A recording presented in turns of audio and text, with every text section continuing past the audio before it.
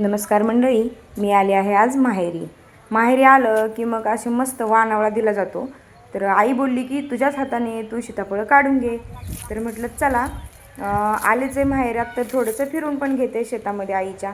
तर बघा किती मस्त असे सीताफळ लागलेले आहेत. माझं बाळ तिकडं झोका खेळते, कारण आईने तिथे ना झोका बांधून ठेवलेला आहे. आणि आलो आम्ही कधी सुट्टीला की आमची मुलं असे मस्त झोका खेळतात आणि मी सुद्धा खूप एन्जॉय करत होते. इथं सीताफळ पिकले का, त्याला डोळा पडलाय का, आणि डाळिंब घ्यायची होती, सीताफळ घ्यायची होती. हेच चाललेलं आमचं. खूप सारं असं म्हणजे सीताफळ गोळा कर, कुठं कणीस नाही का, मक्याचं कणीस असतं ते गोळा कर, असं मस्त एन्जॉय करत करत आम्ही बघा किती मस्त असे सीताफळ तोडलेले. ह्याला डोळा आलेला आहे म्हणजे काय होतं, हे पिकलं जातं बरं का. आणि माहेरी आलं म्हटलं ना की असल्या गोष्टी खूप छान वाटतं बघा. म्हणजे नाही का, काही खायच्या वस्तू असतील किंवा भाज्या असतील तर ते गोळा करायची मजा काही ओरच असते. माझी आईसुद्धा माझ्याबरोबर आहे, पण तिला कॅमेरा द्यायला नको होतं, नको बोलली मला कॅमेरा द्यायला, म्हणून तिला घेतलं नाही. तर आई पण होती, मी पण होती, आणि मस्त आम्ही एन्जॉय करत होतो, गप्पा मारत होतो, इकडनं तिकडनं चाललं होतं. तू काय करते, तुझं बरं आहे का आता, तब्येत कशी आहे. माहेरी आलं ना खूप छान वाटतं. तुम्हाला पण माहेर आल्या खूप छान वाटतं का सांगा. मला तर एकदमच लहान बाळासारखं वाटतं, कारण आई बाळ बाळ म्हणत असते सारखं नाही का. आणि खूप छान वाटतं. माहेरची म्हणजे माया खूपच अप्रतिम असते, आणि प्रत्येकाने ते अनुभवली असेल, आणि कोणी कोणी अनुभवली ते कमेंट करून नक्की सांगा. मी इकडची सीताफळ गोळा करते, आई तिकडली काढत होते, डाळिंब तोडत होते मला सासरी घेऊन जाण्यासाठी.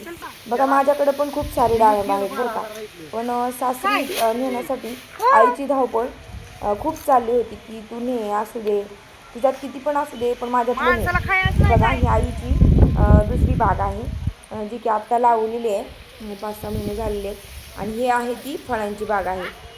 ह्या बागेत फिरताना जणू काही आपल्यासमोर काश्मीरच आलं आहे असंच वाटतंय. काश्मीरमध्ये आल्यासारखंच वाटत आहे. हिरवीगार झाडं, त्याच्यावरती लाल बुंद झालेली फळं, एक नंबर डाळिंब, आणि खूपच छान वाटत होतं माहेरच्या शेतीत फिरून. तुम्हाला पण असंच वाटतं का, मला कमेंट करून सांगा. मी तर 2 दिवस होते माहेरी, खूप एन्जॉय केला, खूप मस्त वाटलं. आईबरोबरच्या गप्पा, बाबांबरोबरच्या गप्पा, माझी भाऊजे असेल, भाऊ असेल, भाचे असतील, खूप छान वाटलं त्यांच्याबरोबर ती फिरून. आणि मी अशी फळं तोडत होते जे की लाल लाल आहे, चांगली चांगली आहेत ती. आई म्हणत होती पिशवीभर घेऊन जा, आई माझ्याकडे पण येत म्हटलं तरी पण आई ऐकतच नव्हती. म्हणत होती असू दे तुझं तुझ्या घरी, माझ्याकडून घेऊन जा. हा वाणावळा असतो बरं का माहेरावरून आलेला, तुम्ही पण आणता का सांगा. आणि आमच्या माहेरची बाग कशी आहे ते पण कमेंट करून सांगा, कारण खूप सारी डाळिंब लागलेले आहेत. गेल्या वर्षी पावसामुळे लॉस झाला होता, पण ह्यावेळेस खूप छान असं म्हणजे सगळ्यांनाच फायदा होणार आहे डाळिंबाचा, म्हणजे की आमच्याकडे पण आहे आणि माझ्या आईकडे पण आहे. मी अशी बागेतून फिरत होती आणि खूप छान वाटत होतं आईच्या बागेमध्ये फिरताना, आणि मस्तच वाटत होतं, मन एकदम प्रसन्न होत होतं.